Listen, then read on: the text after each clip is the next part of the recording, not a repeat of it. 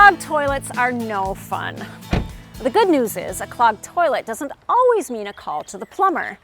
I'm Miriam Johnson, co-host of the TV series Home Time. Let me show you how you might be able to unclog a toilet yourself. A clog means that the water can't go down the drain freely.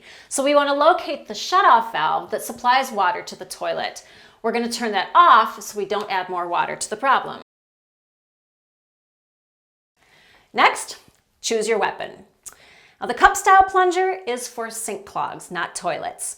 What you want is a flange-style plunger. Now the flange is going to create an airtight seal with the hole at the bottom of the toilet. Now if there's too much water in the toilet and it's going to splash and slosh, you want to bail a little bit out. Here we go. Tip the plunger so that the cup fills with water. Position it vertically over the drain, and then gently push down and then pull up fast. That should clear most clogs. That's what we're looking for. Well, hopefully this will work. If it doesn't, give us a call. We'll be happy to help you out.